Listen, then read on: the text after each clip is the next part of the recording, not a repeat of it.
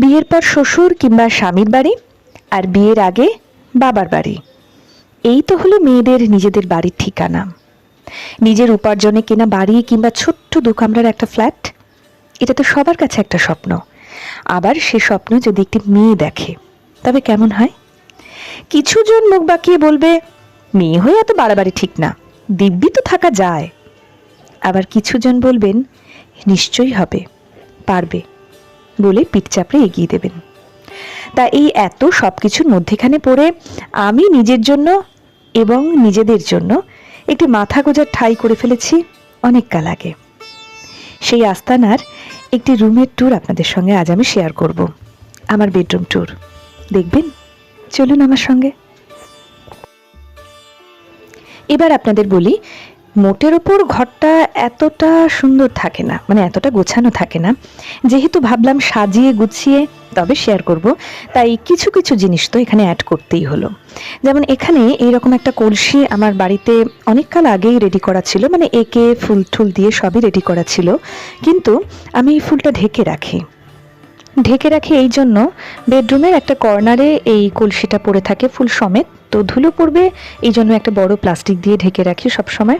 আজকে প্লাস্টিকটা খুললাম, আর এখানে এই আর্টিফিশিয়াল পাম গাছটা রেখেছি। আর এখন ঘর গুছোতে গুছোতে বড্ড ক্লান্ত লাগছে, তাই মনে হলো অর্ধেকটা গুছানো হয়েছে, থাক, বাকিটা পরে করব, তার আগে একটু চা খেয়ে নিই। তাই এখানে নিজের জন্য 1 কাপ চা করে নিলাম।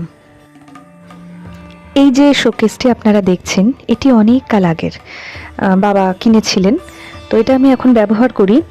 হয়তো ভবিষ্যতে কখনো চেঞ্জ করতেও পারি, কিন্তু ওই যে বড্ড স্মৃতি রয়েছে এগুলোর মধ্যে, তাই আর পাল্টাতে ইচ্ছে করে না। ওর মধ্যে আমার ব্যাগ এবং প্রয়োজনীয় কিছু জিনিস রেখেছি। আর কাজ করতে করতে কি হয় বলুন তো, মনে হয় একটু ডাস্টিং করি তারপর সাজাই, তেমনই করছি। ছোট বাচ্চা বাড়িতে থাকলে এই ধরনের সফট টয়েজের কোনো অভাব হয় না। আমার বাড়িতেও রয়েছে প্রচুর। তবে হ্যাঁ, ব্র্যাকেটে আমার একটা কথা বলার আছে, এর মধ্যে পুরো ভাগটা যে আমার মেয়ের তা নয়, কিছু কিছু কিন্তু আমারও রয়েছে। তো যাই হোক, সবটা মিলিয়ে একটু সাজিয়ে গুছিয়ে নিচ্ছি আর কি। আর এই পুতুলগুলো সবসময় আমি রাখি না, ধুলো পরে আবার পরিষ্কার করতে হবে, তাই আজকে যখন মনে হলো ঘরটা সাজাই তখন এই সফট টয়েসগুলোকে বার করেছি। আর আমার সাজানো গুছানো চলছে। আর আমার বেডরুমের এই জায়গাটা জানি না কেন এত অন্ধকার লাগে, অথচ এই জায়গাটা খুবই আলোময়। ক্যামেরাতে লাগে বা কিভাবে এটাকে আরেকটু কালারফুল করা যায় সেটা আমি হয়তো এখনো জানি না, ক্যামেরার অতটা ব্যবহার। সাজানো গোছানো, ডাস্টিং ক্লিনিং কমপ্লিট। এবার কেমন লাগছে আপনাদের সেটাই শেয়ার করি, চলুন। অন্ন, বস্ত্র, বাসস্থান, মোটের ওপর এই 3টে বিষয়ের জন্যই আমাদের মেয়েদের পুরুষের উপর নির্ভর করতে হয়। এত কাল ধরে তাই হয়ে আসছে। এখন এর ব্যতিক্রম হয়তো একটু আধটু হয়েছে, কিন্তু খুব বড় কিছু পরিবর্তন এখনো হয়নি। এখনো কিন্তু আমরা জানি যে আমাদেরকে সবসময় বিয়ের আগে আমার বাবা এবং বিয়ের পরে স্বামী কিংবা শ্বশুরমশাইয়ের উপর নির্ভর হয়ে থাকতে হবে, এবং শেষ জীবনে পুত্র সন্তান।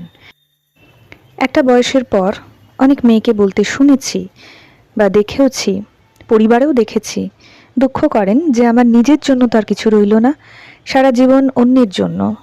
অন্য বলতে স্বামী, পুত্র সন্তান, নিজের, কিন্তু তবুও নিজের জন্য তো কিছু করা হলো না। কিন্তু যতদিনে তার এই বোধ জাগ্রত হয় ততদিনের সময়টা অনেকটা পেরিয়ে যায়। পেছন দিকে গিয়ে আমরা নতুন করে শুরু করতে পারি না। আবার ওই বয়সটায় আমার মধ্যে যে গুণাবলী রয়েছে সেগুলোকে ঘষে মেজে আবার নতুন করে বাইরে বের করে আনাটাও কষ্টকর হয়ে পড়ে। পারেন না এমনটা নয়, অনেকেই পারেন, কিন্তু বেশিরভাগের পক্ষেই সেটা কষ্টকর। সেই জন্য আমি মনে করি যে বয়সটা একটা মানুষকে, সেটা নারীও হতে পারে, সে পুরুষও হতে পারে, ঠিক করে নিজেকে ঘষা মাজার প্রয়োজন আছে, সেই সময়টা কিন্তু আমরা অন্যান্য কাজে ব্যয় করি।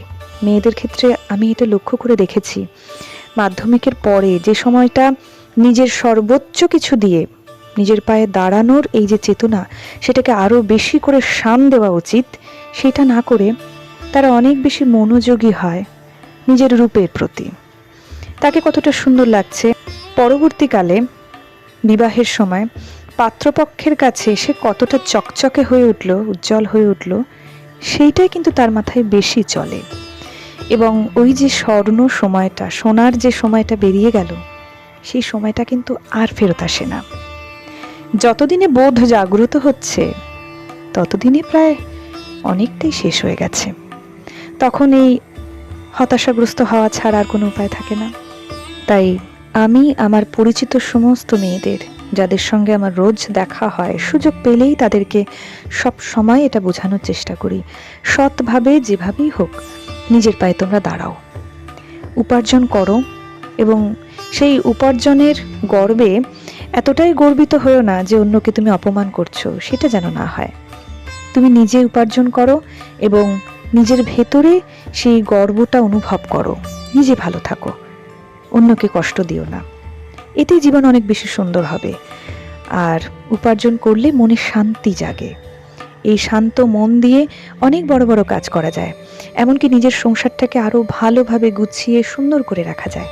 মানসিক শান্তি থাকে, আর মানসিক শান্তি থাকলে শরীরও ভালো থাকবে। তাহলে আর ওই একটা বয়স পরে গিয়ে নানান রকম চিন্তা, চেতনা, রাগ, অভিমানে সুগার, প্রেশার চট করে আসবে না।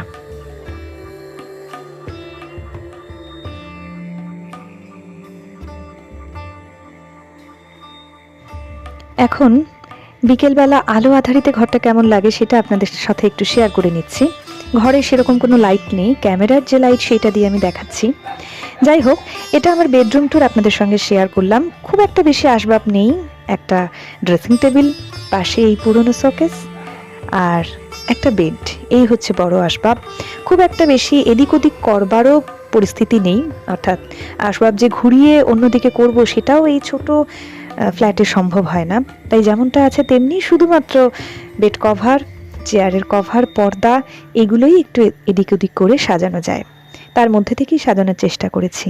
জানি না আপনাদের কেমন লেগেছে, তবে আমি কিন্তু মনে অসম্ভব প্রশান্তি পাই ঘর গোছানোর পরে। বেশিক্ষণ রাখতে পারি না, কারণ আমার মেয়ের সুযোগ সন্ধানী, কখন ঘর গুছাবো এবং এসে সেই ঘরে লাফানো শুরু করবে। প্রথমেই সে টার্গেট করে বিছানাটার উপরে সে খানিকটা লাফিয়ে নেয়, চাদরটা অটোমেটিক্যালি কুঁচকে যায়। যাই হোক, শিশু বয়সে যেটা সে করা সেটা সে করবেই, তাকে আমি বারণ করি না। আর এখন যেটা শেয়ার করছি সেটা রাত্রেবেলা। পর্দাগুলো টানা রয়েছে, আপনারা দেখতেই পাচ্ছেন, বন্ধ করে দিয়েছি। আমার মনে হলো দিনের বেলা থেকে রাত্রেবেলাটা অনেক বেশি উজ্জ্বল লাগছে এই ঘরটা। আমার কথা, আমার কাজ সব মিলিয়ে আমার ভিডিওগুলি কেমন লাগে সেটা কিন্তু আপনারা আমাকে জানাতে পারেন, কমেন্ট সেকশনে জানাতেই পারেন, পড়লে আমার ভালো লাগবে। আর জানি না আপনারা কজন এখনো অবধি আমার সঙ্গে রয়েছেন।